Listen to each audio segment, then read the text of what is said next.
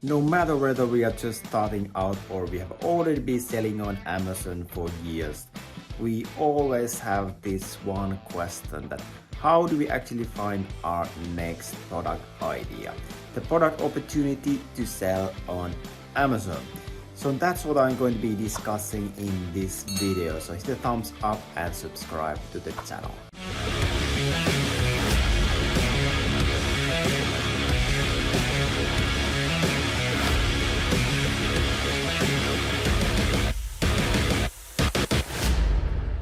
There's been a bunch of questions regarding product search. So, and I know like for example, us, we are all the time, like my team is all the time looking for new products to launch and so on. And I mean, previously we talked about like that is the process the same for when you're just starting out and if you are already established seller? And the answer is, I mean, definitely there's a big difference, because sometimes we just launch products only because we have easy access to those. For example, was to be the suppliers telling that they have this and this and this for this for decent price, and we can actually make a good amount of profit. So then we basically just look out it the other way around that. So instead of like typically we look first at the search term, the keyword, and then we figure out what to sell on the product. But I mean, if you have been already selling for quite some time and you'll be building relationship with suppliers, then it happens that you actually get a bunch of ideas from the suppliers, because typically the suppliers are going to be telling that, hey, I could get you a good deal on these and these products. And so sometimes it's can be like, or like when you are an established seller, there's just many more different opportunities. And one difference is also that, I mean, right now we are selling like products that cost like hundreds of dollars, instead of just selling the like what we usually teach is just to have it like lower than $50 or like even like less than $40. So obviously, like when you have been doing this for already quite some time, then there is going to be more like freeway. There's going to be more different ways of how to look at this same thing. But if we are just talking about like in the beginning, so in the beginning, we don't want to take that much risk. We really want to like have the minimal risk, and we really just want to be following a proven model with as small budget as possible. So that's why I really find it like important to emphasize these basics of like finding products. So finding profitable products. So let's just talk about this Amazon product research 101. So let's cover some basics. So I mean, obviously, I mean, so many times people ask me that, okay, I mean, how much money do I need in order to start this Amazon FBA business? And the answer is it really depends, but you don't really actually need to be pouring like tens of thousands of like dollars, like not at all. Like, and even if you have a big budget, but still, I mean, I really emphasize that, I mean, don't start with a big budget. No. I mean, just like start with just a few thousand and make it work, instead of like so, because otherwise you might end up in a situation that, I mean, you are not really profitable, and instead you need to be just keep pouring more and more cash into the business. So it's much better approach to just like start in a more controlled manner. So one of the key things what impacts this product opportunity is definitely the budget. I mean, how much capital do we have to use? Because then that's going to impact the minimum order quantities that we can do, and so on. And then, I mean, Amazon is a search engine, so it's all about the keyword research. So typically we first figure out the keyword, and then we figure out, okay, what are we going to sell on this keyword? So it's all about that. What is the opportunity on the keyword itself? Because I mean, if it's really like savvy competitors and like all the sellers are doing like really good job with their product listings, then I mean, we shouldn't even consider it. I mean, just move on to something else, move on to something better. And then number 3 is definitely like profitability, because if we are not making profit with our business, then I mean, why do we even have a business, right? Because that's the definition of a business, what it has to do. I mean, of course, it's serving many different purposes, but I mean, the number one thing, it has to be making profit. It's not a business otherwise. So, I mean, still, I think if I consider like for example, the first products that we started selling, that I mean, I didn't really have any interest on those. For example, one product was this luggage scale. So I mean, it wasn't anything related with our interest. No, it was just something that we saw that, okay, this could be a pretty good product opportunity, so let's just actually start selling this. So I mean, that's one way, but it's actually much better if we sell something that we actually have interest on. So it's our own interest, our own hobbies and passions and so on. So it's good to ask yourself that, okay, what are your interests? Like, what sort of things do you have interest on? So maybe you're into working out, so maybe you're into sports, or maybe you have different pets, or maybe you have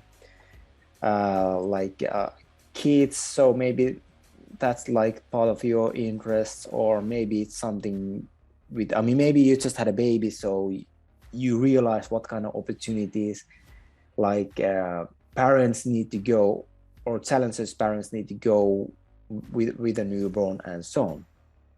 So that's definitely what something to consider.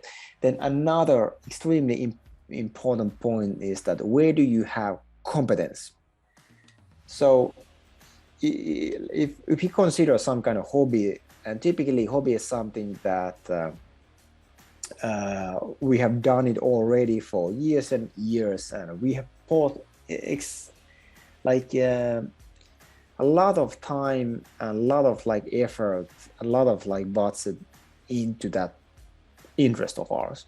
So then it's good to consider that, okay, what is this actually area that you have competence, and why is this? Because if we have this competence, then it will actually save us like tremendous amount of time on market research. And I'm not talking about market research that, okay, you just look into the search term and figure out what are the different listings saying, or different reviews and so on. Because if you're talking about like full-on hands-on market research, then this is pretty minuscule what you do inside of Amazon. Because let's say that, okay, we are really building a brand here, then it's actually much more than we would be doing on Amazon. Because if we have this competence on this niche, then that means that it will be like tremendous value when we actually start like building the audience, when we start building our like connections with our audience, when we start like building different kinds of funnels, and when we are actually doing different kind of ads. So if we have this competence, then we pretty much know exactly what to say on those video ads. We know all the pain points, we know all the issues, we know all the benefits. We pretty much know the like needs inside and out. So this also means that when we actually are getting different kinds of products, and when we have samples from suppliers, then we actually have the ability to evaluate the samples. So we know that, I mean, this is a really good quality product, this is a really high quality product, or no, I mean, this is not good, because I know that after I use this for some time, or when I do this or that with this product, then it's going to break, and it's going to be causing an issue, or I know that when it gets wet, it becomes unusable. So it pretty much the product is ruined. So that's definitely a big thing to consider. And then additionally, when I have the competence, I'm also able to develop, come up with ideas how to further develop the product.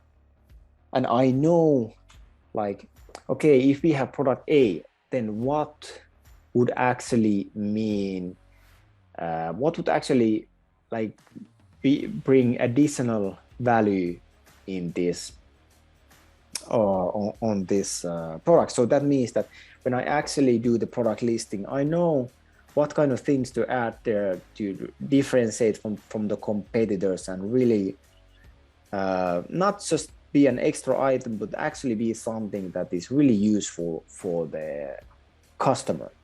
So, and then we already know where our audience is.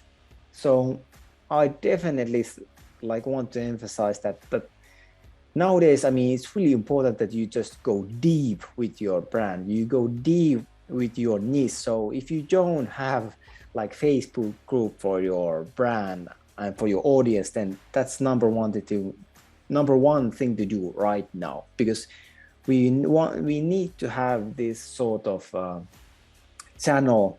I mean, it doesn't matter whether the platform doesn't matter. It doesn't matter if it's Facebook group or whether it's Discord or whatever, but we need to have some kind of channel where we are able to communicate with our customers. And it's not one-way communication where it's just emails or whatever. No. It should be these, pretty much real-time active communications. So that means that we are able to discuss with our audience, with our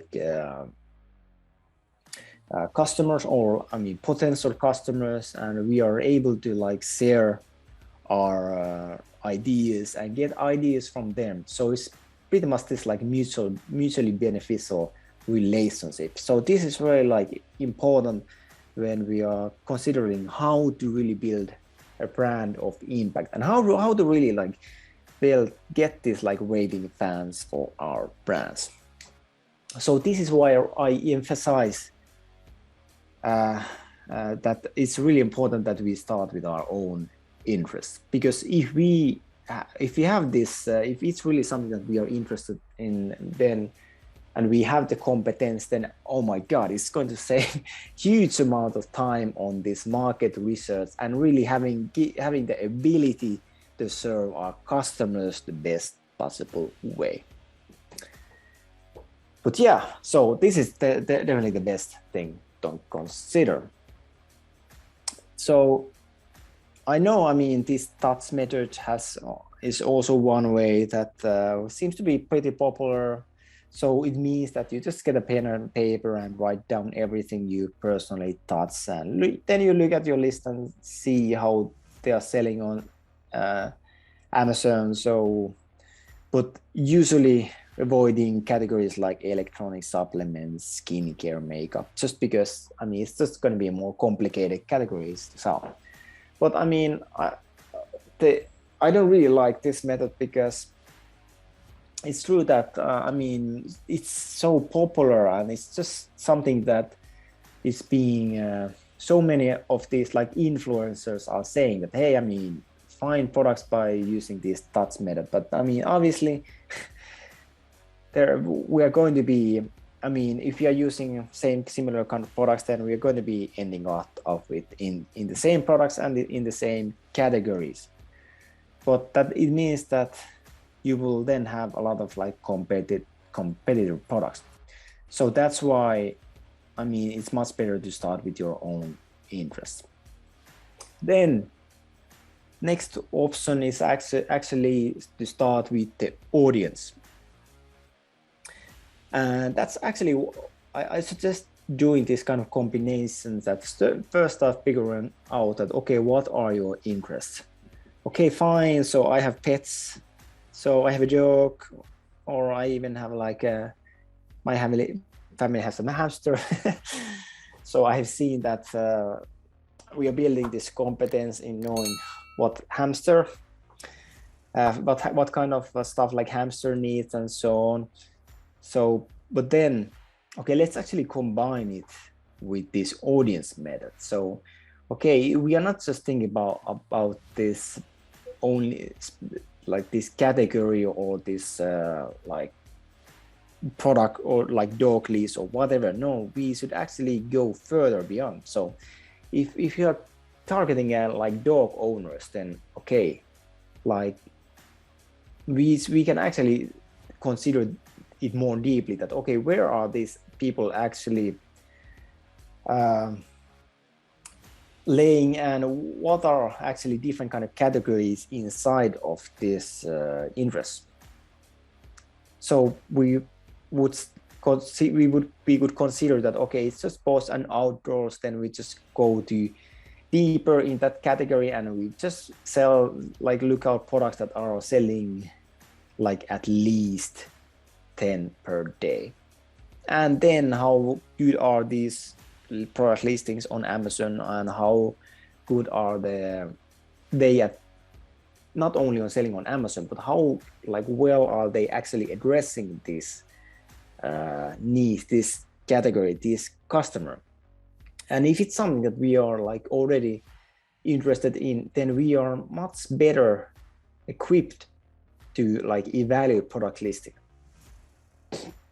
That's actually something to consider, that let's say that you don't know anything about Amazon, but you know about this niche, you know about it's your hobby, it's your interest. So you actually have the competence in evaluating product listings then.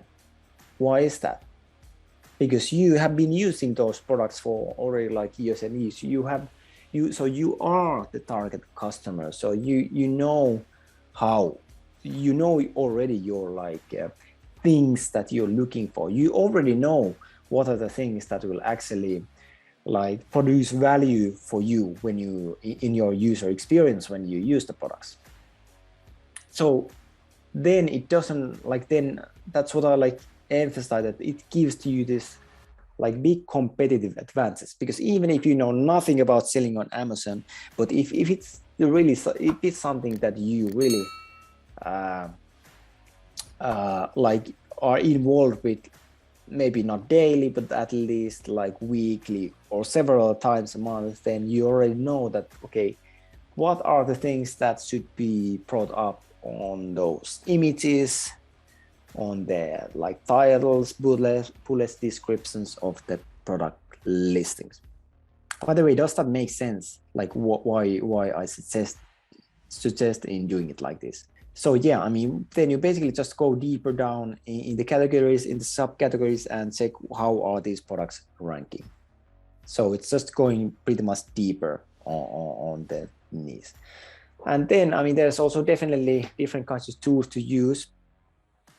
For example, Black Box by Helium. So you are able to specify, I mean, you are able to kill different kind of parameters like the categories, price, the sales volume, and number of sellers. And then you pretty much like list the products that you want to start making research on. So that, I mean, that's pretty much the basics, and that's pretty much how to approach in getting your like first products live. But then, I mean, as you get more experience, and as you, I mean, you already know how the Amazon system works, then it's definitely a good idea to like start thinking about product ideas more creatively. And so then you're not so tied into this like specific categories, and you actually have a lot of leeway and so on. And just consider that if you are in a position where you can actually do all your orders by sea, then it will just consider like what kind of like competitive advantage it will give. Because most beginners, most sellers are looking like solely for products that they can ship by air. But if we are able to ship by sea, then I mean, we are able to increase profits and find like many different areas to improve as well. If you like this topic, then make sure to subscribe to the channel and hit the thumbs up. And if you would like to join our close group where we discuss these topics and pretty much everything related with Amazon, then just comment here group and my team will reach out to you and will add you to the group. See you there.